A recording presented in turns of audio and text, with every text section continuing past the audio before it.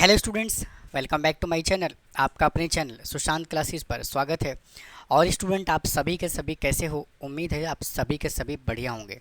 तो स्टूडेंट, आज के हम इस क्लास में एक्सरसाइज नंबर 2.1 इंडाइसिस को हम कंटिन्यू करने जा रहे हैं। तो आइए क्वेश्चन नंबर 17 से देखते हैं। देखिए क्या बोला हुआ है। हमें ये वैल्यू गिवन है 5 raised to power 2x plus 3 is equal to 1। तो मुझे एक बात बताओ, क्या मैं 5 raised to power 2x और +3 इज इक्वल टू मैं 1 को 5 raised to power 0 लिख सकता हूँ? मैंने क्यों लिखा है ऐसा? क्योंकि मुझे यहाँ भी 5 चाहिए था, मुझे यहाँ भी 5 चाहिए था। दोनों जगह मुझे बेस को करना था सेम। और 5 raised to power 0 कितना होता है? 1 ही तो होता है ना। तो यहाँ से मैं कंपेयर कर सकता हूँ, जब ये दोनों सेम हैं तो 2x + 3 इज इक्वल टू 0। तो x इज इक्वल टू कितना आ जाएगा? -3/2। नेक्स्ट क्वेश्चन क्या बोला हुआ है देखो। हमें ये गिवन है, तो सबसे पहले क्या करो, 13 raised to power√2 को लिखो as it is equal to 4 raised to power 4 कितना होता है? 256 होता है। माइनस 13 raised to power 4 कितना होता है? 81 होता है। माइनस का 6। तो 13 raised to power√2 ने स्टूडेंट x है भाई, यहाँ पे x लिख दो, x, और इधर भी x इज इक्वल टू, इसको जब माइनस करोगे ना तो 169 आएगा। तो 13 raised to power√x is equal to 13 का स्क्वायर।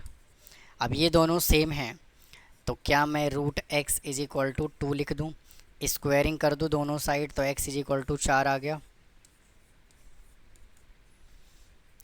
आइए अगले क्वेश्चन पे चलते हैं। देखिए, तो अब क्या करोगे, यहाँ से लिखो √3/5 raised to power x + 3, और इसको मैं क्या लिख सकता हूँ? 5/3 का क्यूब। चेक कर लो ध्यान से, लिख सकता हूँ कि नहीं लिख सकता? अब देखो,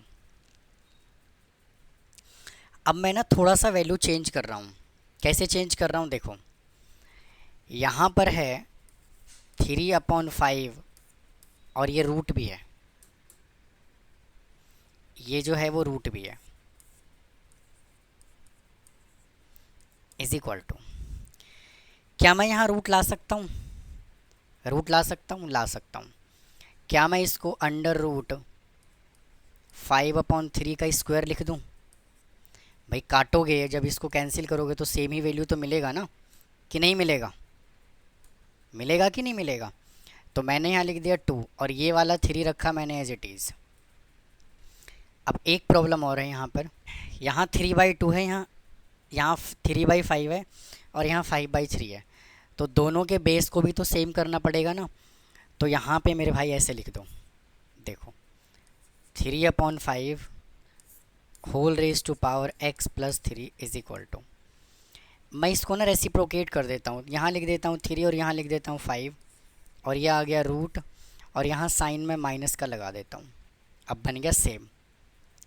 तो x + 3 इज इक्वल टू -6, तो x इज इक्वल टू कितना आ गया? -9। आओ जी अगले क्वेश्चन पे चलते हैं। नेक्स्ट क्वेश्चन क्या कहता है देखो, हमें ये गिवन है, तो एक बात बताओ, अगर यहाँ पर x है और अगर n है तो हम इसको क्या लिखते हैं? n raised to power 1/x लिखते हैं। जो भी यहाँ पे वैल्यू होता है वो इसके पावर में चला जाता है। तो अब करोगे क्या, वो सुनो।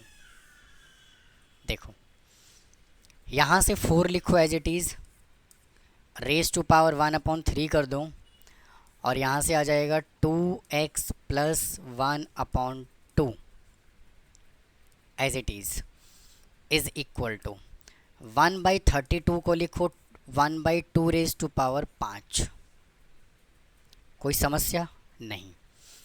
अब ये 4 है ना, तो 4 को लिखो 2 का स्क्वायर इंटू 1/3 लिख सकता हूँ, into 2x + 1/2 is equal to, मेरे भाई यहाँ पे 2 है और यहाँ पे 1/2 है, तो क्या मैं इसको 2 को ऊपर भेज करके पावर नेगेटिव कर दूँ तो कोई समस्या? तो कोई प्रॉब्लम नहीं। जब पावर ऊपर जाएगा तो सॉरी, जब ये 2 ऊपर जाएगा न्यूमरेटर में तो पावर ऑटोमेटिक नेगेटिव हो जाएगा। अब ये दोनों सेम हो गया, तो यहाँ से कितना आ गया, 2/3 into 2x plus 1/2 is equal to -5। Cross multiply कर दो, 2 को इसको मल्टीप्लाई करो तो आ जाएगा 4x plus 2/2 1 is equal to -15। तो यहाँ से आ जाएगा 4x इज इक्वल टू -16, तो x इज इक्वल टू कितना आ गया, -4।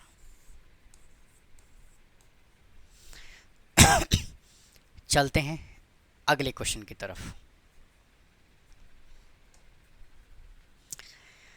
देखिए ये वैल्यू हमें गिवन है, तो मेरे भाई 3n को मैं क्या लिख रहा हूँ, 3 का स्क्वायर इंटू n इंटू 3 का स्क्वायर एज इट इज़ और 3n as it is minus 27 को लिख रहा हूँ 3 और ये n divided by 3m into 2 और 1/27 को लिख रहा हूँ मैं क्यूब लगा करके। ठीक है जी, कोई समस्या नहीं। यहाँ पे 3 क्या है, 2n है, यहाँ पर है 3n और इन दोनों का बेस क्या है, सेम। भाई यहाँ पे जो है ना, इन दोनों का बेस सेम है तो पावर ऐड हो जाएगा, तो 3n हो जाएगा ये, इंटू 3 का स्क्वायर हो जाएगा ये, -3n हो जाएगा, divided by 3m into 2 equals to 1/3 तो यहाँ से स्टूडेंट यहाँ 3 आएगा, तो 3n को ले लो कॉमन, 3n नहीं 3n, तो ये कॉमन लोगे तो यहाँ से क्या बच गया, 3 का स्क्वायर -1 और यहाँ से आ गया 3m into 2 is equal to 1/3। अब इसको सॉल्व करो और देखो, इन दोनों का बेस सेम है तो पावर माइनस कर दूं, तो 3n माइनस 3m और 3 का स्क्वायर -1 कितना हो जाएगा, इंटू 8 डिवाइडेड बाई, और ये है 2 इज इक्वल टू 1/3। अब क्या करो देखो, 3n को लिखो एज इट इज़, -3m लिखो एज इट इज़, इंटू 8 को लिखो 2 इज इक्वल टू 1/3। स्टूडेंट मैं चाहता तो यहाँ पे कैंसिल कर सकता था, लेकिन हमें लॉ ऑफ एक्सपोनेंट लगाना है। अगर आपने इसको कैंसिल कर दिया तो हो सकता है टीचर रॉन्ग कर दे क्वेश्चन, क्योंकि यहाँ पे फिर आपने लॉ ऑफ एक्सपोनेंट नहीं लगाया। तो अब ये पावर ऊपर जाएगा तो पावर क्या होगा, माइनस, तो 3n माइनस 3m इंटू 2 इसके पावर को भी ऊपर ले आओ तो ये हो जाएगा -3, क्योंकि हमें यहाँ पे बेस को सेम करना है। तो यहाँ से क्या आया, 3n minus 3m is equal to 3 अब ये दोनों सेम हो गया, तो मैं क्या लिख सकता हूँ यहाँ से,